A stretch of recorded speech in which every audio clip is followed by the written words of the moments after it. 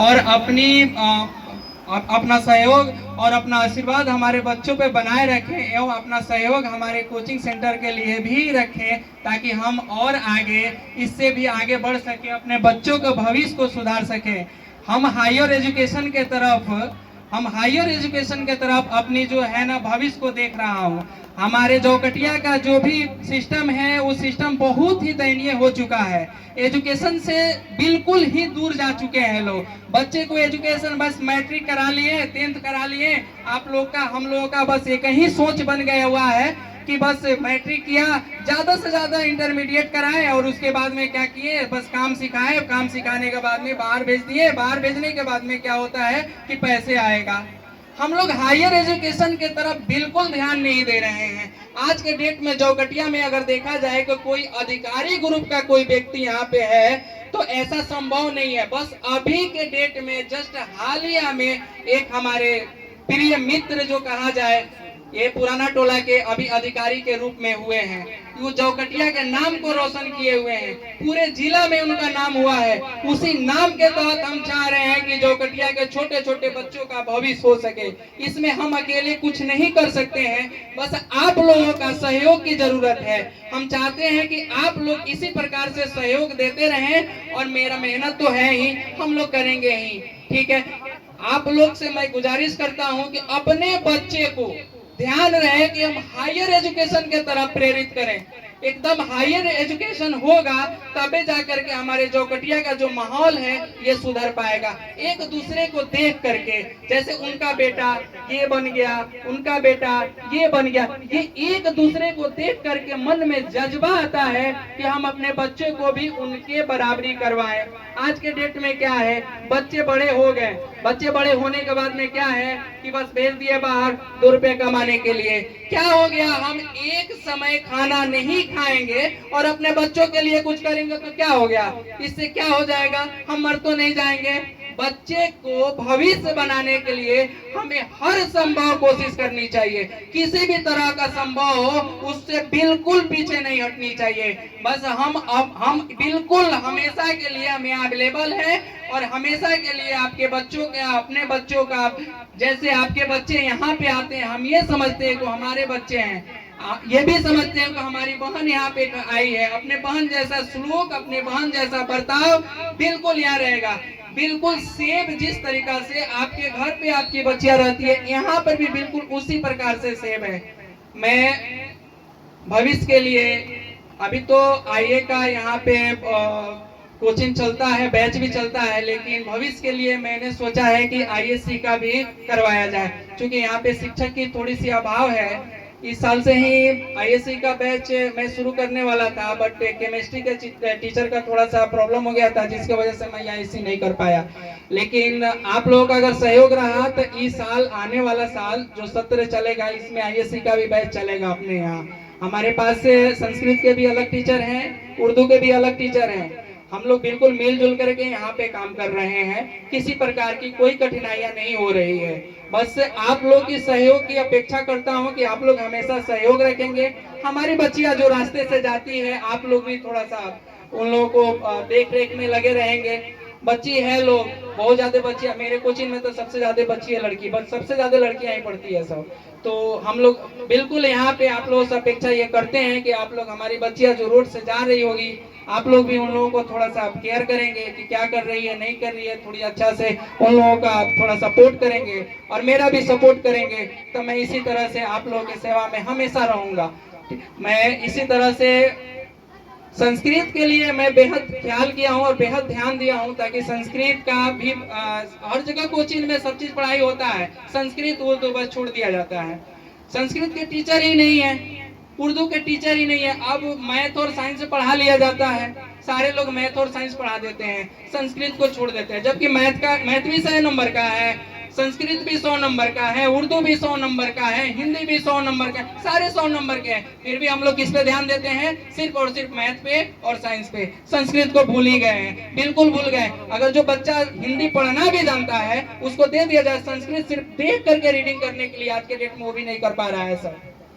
तो मैं ये उम्मीद करता हूं कि आप लोग इस चीज को समझ रहे होंगे मेरे पास ऑल सब्जेक्ट के टीचर अवेलेबल हैं। संस्कृत के भी हैं, उर्दू के भी हैं, मैथ की भी हैं, साइंस के भी हैं, इंग्लिश के भी हैं। आप के बच्चे अगर यहाँ पे आते हैं तो किसी भी सब्जेक्ट के लिए इधर उधर आपको भागने की जरूरत नहीं पड़ेगी। सबसे बड़ी बात तो ये है, मैथ साइंस पढ़ने के लिए एक टीचर के पास चले जाते हैं, फिर उर्दू के लिए भागते हैं कि किधर जाएं किधर जाएं किधर जाएं। बहुत सारे टीचर उर्दू के लिए रह नहीं पाए हैं। संस्कृत के लिए वही हाल है, बच्चे मैथ और साइंस में बढ़िया कर जाते हैं और बस उनका मार्क संस्कृत में एकदम लो लेवल पर नीचे चला चला जाता है। तो मैं चाहूंगा कि आप लोग एक बार थोड़ा इधर मेरे तरफ थोड़ा सा भरोसा करके अपने बच्चों को एक बार मेरे तरफ भेजें और बस 10 दिन के बाद उसका प्रोग्रेस देखें कि क्या उसके अंदर रह रहा है। 10 दिन के बाद आप इसका डिसीजन खुद लेंगे कि क्या करना चाहिए, क्या हमने जो पढ़ाया है क्या सही पढ़ाया है, क्या आपके बच्चे में थोड़ी सी भी एकदम हल्का भी नॉर्मल भी अगर थोड़ी सी भी वृद्धि हो रही है तो आप समझिए कि हो रही है। नहीं हो रही है तो समझिए बिल्कुल टीचर सही नहीं है, पढ़ा नहीं रहे। और क्वेश्चन करना सीखना चाहिए, चाहे कोई भी हो। अगर मेरा भाई भी अगर किसी ओहदे पे पहुंच गया है, कोई अधिकारी ही क्यों ना हो गया है, अगर उससे किसी प्रकार की चूक हो रही है तो आप गार्जियन है, हम गार्जियन है, हमें चाहिए कि इस चीज को या तो उससे एक बार बात करें या फिर उससे पूछें कि ऐसा क्यों हो रहा है और ऐसा क्यों होना चाहिए और ऐसा क्यों नहीं होना चाहिए। हम ये सोच लेते हैं ये तो अपना है, ये कुछ कर ही नहीं सकता है, हम कुछ नहीं बोल सकते हैं, कैसे बोले, मेरा भाई है, मेरे बाप है, मेरे चाचा है, ये तो हम बोल नहीं सकते हैं। तो इस चीज को हमको क्या करना चाहिए, क्वेश्चन करने वाला बनना चाहिए। मेरा बच्चा अगर किसी सेंटर पे जाता है तो क्या करता है, किस प्रकार से पढ़ाई कर रहा है, नहीं कर रहा है, उसके अंदर किस प्रकार की वृद्धि हो रही है, नहीं हो रही है, ये देखना चाहिए। टीचर रास्ता सिर्फ बताता है, गार्जियन का उसमें सपोर्ट होना चाहिए। गार्जियन घर पे रहते हैं, जो भी बच्चे होते हैं सबसे ज्यादा टाइम अपने घर पे बिताते हैं, थोड़ा टाइम टीचर के पास बिताते हैं। टीचर सिर्फ और सिर्फ रास्ता बताते हैं, बाबू ये रास्ते पे तुमको चलना चाहिए, मंजिल उसको समझा देते हैं कि ये मंजिल तक तुमको पहुंचने के लिए इस रास्ते की जरूरत होती है। बस गार्जियन को थोड़ा सा टेक लगाना चाहिए। जैसे किसी प्रकार का घर होता है, गिर रहा होता है तो एक खंबे, एक सहारे की जरूरत होती है कि वो घर एकदम सीधा रहे। इसी प्रकार से गार्जियन को थोड़ा सा टेक लगाने की जरूरत है कि हमारा बच्चा घर पे कितना देर पढ़ रहा है या नहीं पढ़ रहा है। किताब लेके भी अगर बैठेगा ना भी पढ़ेगा तो उसका ध्यान उस पे लिखी हुई चीजों पे जाएगा, निश्चित रूप से वो देखेगा।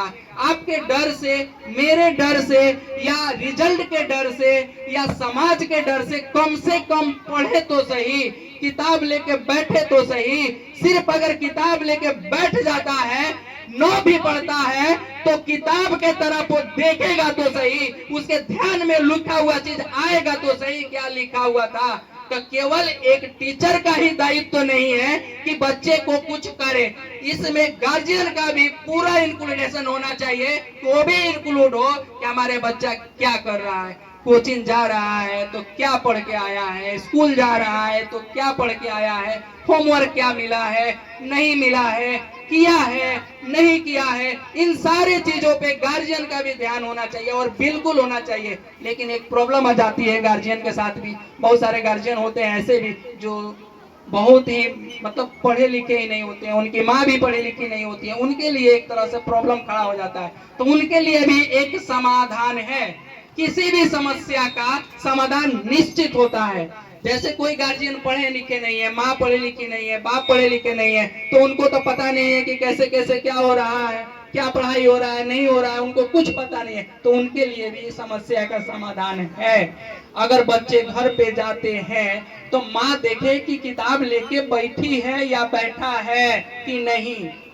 अगर बैठा भी होगा निश्चित रूप से वो किताब ही देखेगा, दूसरा कोई भी चीज नहीं देखेगा। वो बस उसके हाथ में मोबाइल नहीं होनी चाहिए, पेन होना चाहिए, नोटबुक होना चाहिए या कोई भी बुक होना चाहिए। अगर कोई भी बुक लेकर के वो बैठा हुआ है तो निश्चित रूप से वो किताब पे उसका ध्यान जाएगा ही जाएगा। अरे ना 100% सही तो 2% भी तो उसके दिमाग में जाएगा, न याद कर पाएगा तो दिमाग में ये तो जाएगा कि हम पढ़े थे। और एक चीज और, जो बच्चा नेक्स्ट एक्सरसाइज पढ़ के आता है तो उसके पास में क्वेश्चन का भरमार रहता है, वो टीचर के पास आके पूछता है कि ये इसका मतलब क्या होगा। जो बच्चा घर पे पढ़ेगा ही नहीं, वो क्या पूछेगा भाई? कुछ नहीं पूछेगा। टीचर कहेगा ये आम है, चाहे वो दूसरा कोई फल हो, सेब हो क्यों ना हो, टीचर कह दिया ये आम है तो बच्चा समझ जाता है ये आम है। उसको मतलब नहीं है कि ये सेब है कि क्या है। अगर वो घर से पहले ही देख लिया है, कम से कम देख लिया है, तो वो आएगा तो उसको निश्चित रूप से समझ में आ जाएगा कि नहीं सर ये सेब है, आम नहीं है। तो टीचर कहेंगे बिल्कुल ये समझ के आया है, पढ़ के आएगा। और टीचर का भी ये मतलब ये एक प्रकार का सेंस बन गया है सारे टीचरों का।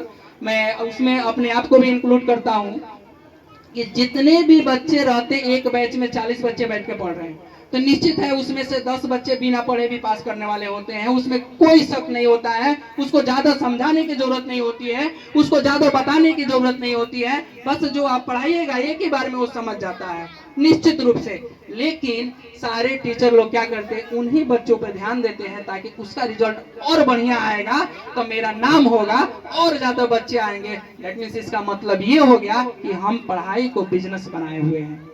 ये निश्चित है, इसमें कोई शक नहीं है कि हम भी यहाँ पे हैं तो मुझे भी पैसे चाहिए, मेरे भी परिवार है, बच्चे है, चाहिए। बट एक बिजनेस के रूप से शिक्षा को देखना कहीं से भी सही नहीं है।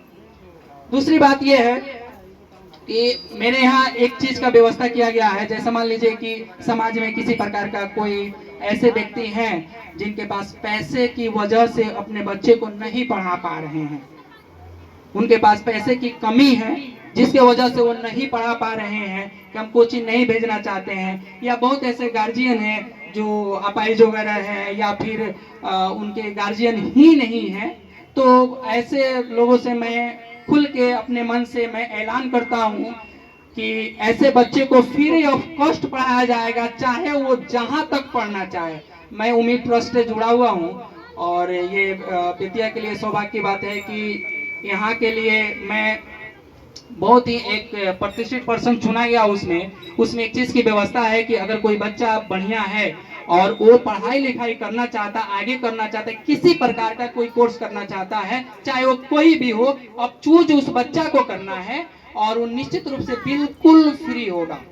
कहीं से भी किसी प्रकार का उसको पैसे देने की जरूरत नहीं होगी। ठीक है, ये भी एक चीज हो गया, बहुत अच्छी बात है। दूसरी बात यह है कि मैंने कह दिया कि अगर कोई ऐसे बच्चे हैं जिनके पास पैसे की प्रॉब्लम है तो उसके वजह से किसी प्रकार की उनकी पढ़ाई बाधित नहीं होगी। बस ये तो बच्चों का एक प्रदर्शन था, मेन चीज तो यही आप लोगों को बताना था। इस तरह से आप लोगों को बुलाया जाता तो शायद आप लोग इकट्ठा नहीं होते। एक प्रकार के प्रोग्राम के माध्यम से आपको बुलाया गया तो शायद आप इकट्ठा भी हो गए हैं।